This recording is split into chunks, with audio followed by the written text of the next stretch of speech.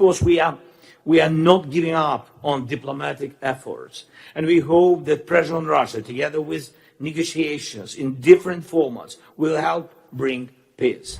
But please do not forget that the most effective tools are those that can physically stop the Russians. Ukraine appears to be balancing diplomacy and battlefield pressure at the same time. Even as peace talks continue, fresh military actions are intensifying tensions on both fronts. Volodymyr Zelensky is reportedly counting on Donald Trump while seeking broader diplomatic support to end the war. Kyiv also hopes talks with Xi Jinping could help push forward efforts for a negotiated settlement. Volodymyr Zelensky called for efforts to physically stop the Russians, signaling a sharp shift from diplomacy to military urgency. The remarks underline Kyiv's growing focus on battlefield pressure alongside ongoing peace efforts. In Romania, Volodymyr Zelensky urged allies to maintain consistent support for Ukraine's defense efforts. He stressed that sustained military and political backing remains crucial as the war continues. Nikusor, thank you so much for the invitation. Karol, friends, dear presidents, it's important that today we have this format that brings together Northern and Central Europe, the very part of Europe that is under direct Russian threat in every sense. This was clear even before Russia's full-scale war, full-scale invasion of Ukraine, when Russia started demanding that NATO return to its 1997 borders. In other words, they demanded giving up all of you, all of us. It was a foolish and completely unacceptable Russian ultimatum, but they will definitely come back to it if they get, of course, if they get the chance.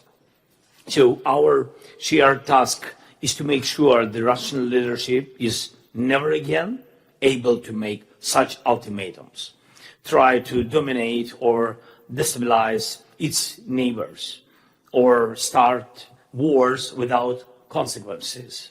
These are the basic elements of our common security, making sure Russia is stopped from waging war against all of us together and against each of us individually.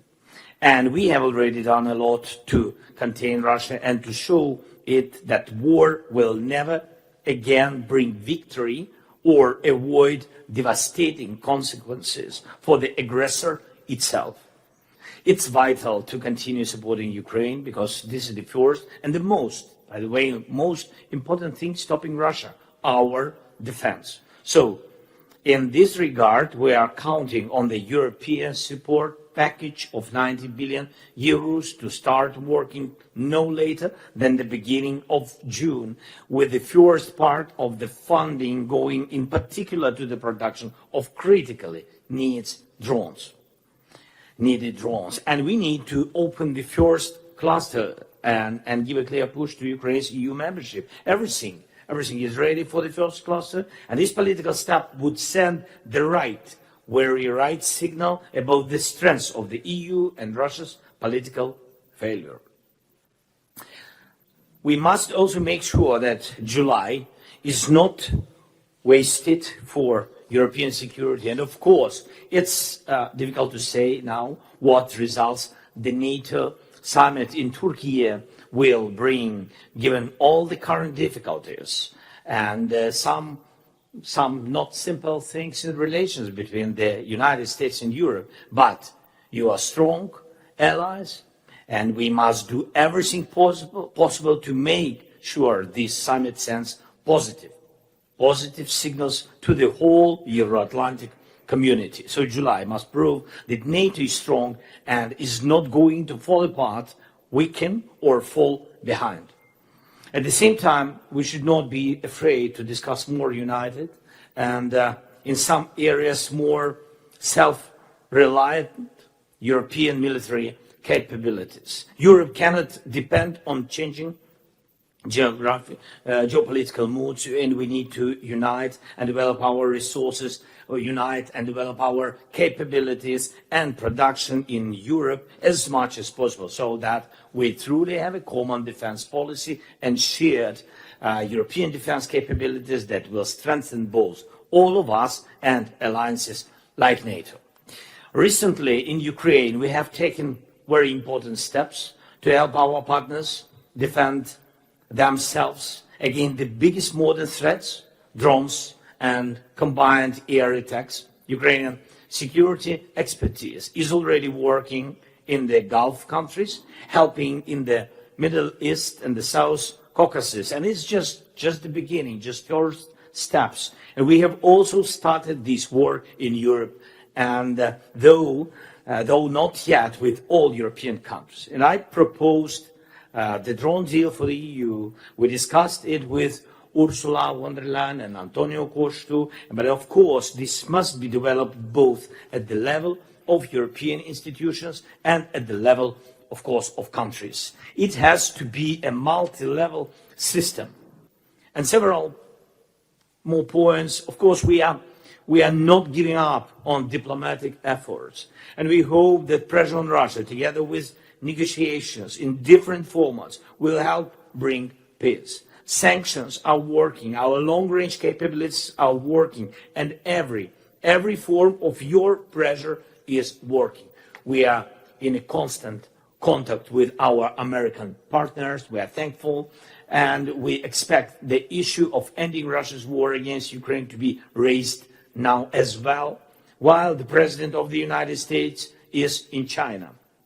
But please do not forget that the most effective tools are those that can physically stop the Russians. And this is especially true for the Pearl program, which allows us here and now, while Europe still lacks enough anti-ballistic missiles production to buy anti-ballistic missiles. And Secretary, thank you so much for your leadership in this program. Pearl is important and critically important. And those who have the capability, please join our anti-ballistic coalition, which is now being formed. Yesterday, among other things, there was a meeting at the NSA level, very good meeting, thanks to all the partners, and let us use these common weeks to decide exactly how the coalition of the willing, which many of you are part of, will work, and what security guarantees can realistically be put in place with your participation, which the participation of all Europeans and the United States of America. This is very important to help move the situation toward peace. And finally, some people try to present these as two opposite goals: improving people's quality of life and lowering living costs on the one hand, and strengthening security and defense capabilities on the other. But we should remember that fuel prices, energy costs, and Europe's competitiveness are targets for Russia just as much as our independence and the right of our peoples to choose their own future.